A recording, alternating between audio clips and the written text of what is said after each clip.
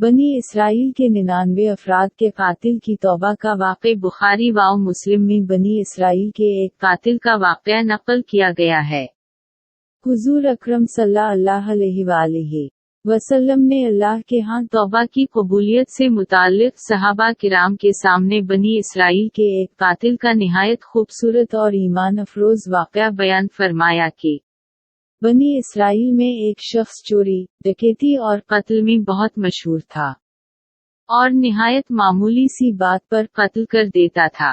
ہوتے ہوتے اس کے ہاتھ سے 99 افراد کا قتل ہو چکا۔ اس کے بعد اس کے دل میں احساس پیدا ہوا کہ مجھے بھی تو اللہ کے ہاں جانا ہے۔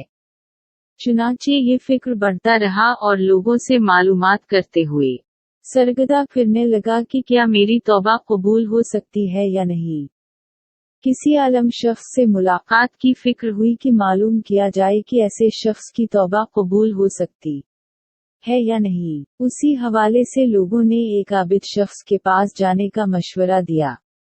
اس شخص نے اس کے پاس جا کر مسئلہ معلوم کیا میری توبہ قبول ہو سکتی ہے اور کیا میری مغفرت ہو سکتی ہے، جبکہ میں نے 99 انسانوں کی جان ماری ہے۔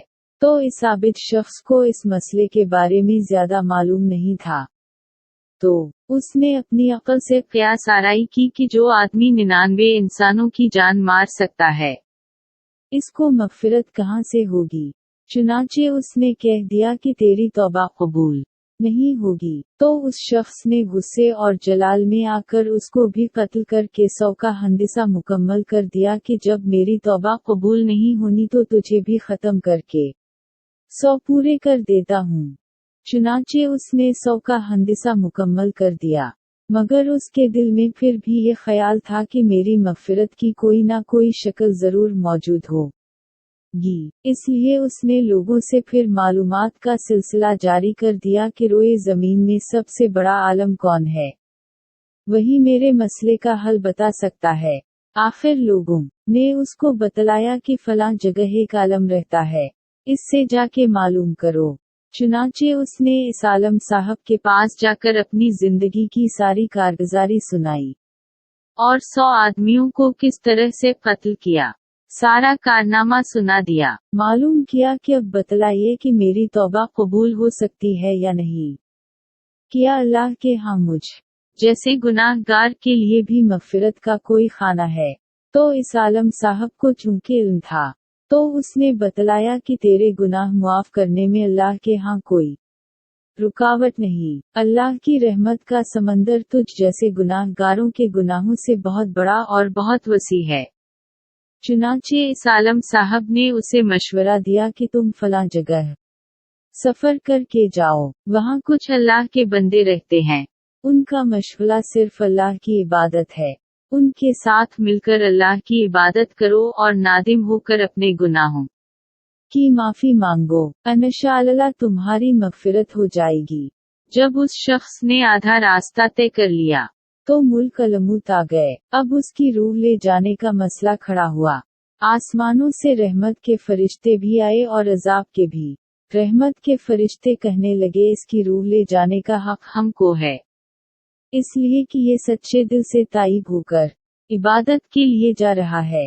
عذاب کے فرشتے کہنے لگے کہ اس کی روح لے جانے کا حق ہم کو ہے، اسی لیے کہ اس شخص نے کبھی کوئی نیکی کا کام ہی نہیں کیا۔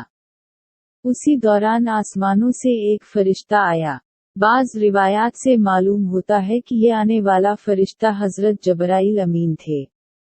چنانچہ اس فرشتے نے تشریف لا کر ان دونوں طرح کے فرشتوں کے درمیان یہ فیصلہ کیا کہ دونوں طرف کی مسافت ناپ کر کے دیکھ لو، جہاں سے آ رہا ہے اس کی مسافت قریب ہے یا جہاں جا رہا ہے وہاں کی مسافت، لہٰذا جہاں کی مسافت قریب ہو اس شخص کو وہاں والوں میں شمار کر دیا جائے۔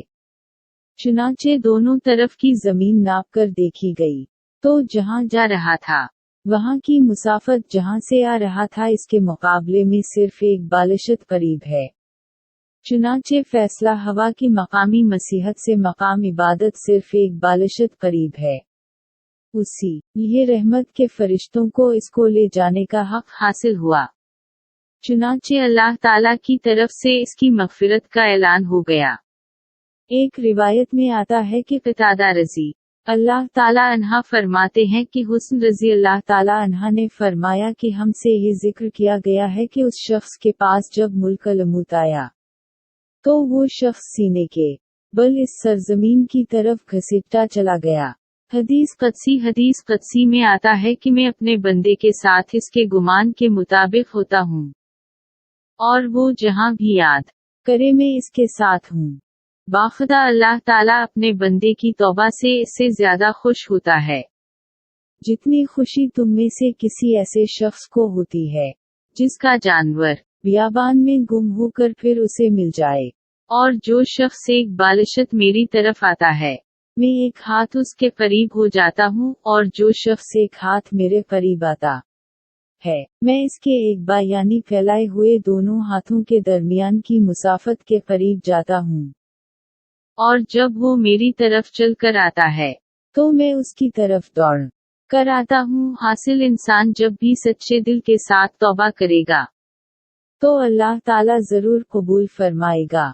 इंशाअल्लाह ये वाक़या खुसूसन इन हजरात के लिए हौसला अफजाई और मुआवनत का सबब है जो कि बड़े बड़े गुनाह करके अब मायूसी की जिंदगी गुजार रहे हैं, क्योंकि शैतान इन्हें मायूस करता है।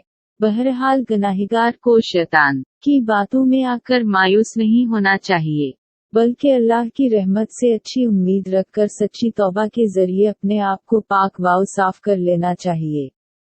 अल्लाह ताला हम सबको अमल करने की तौफीक अता फरमाए। आमीन। मिलते हैं अगली वीडियो में, तब तक के लिए अल्लाह हाफिज।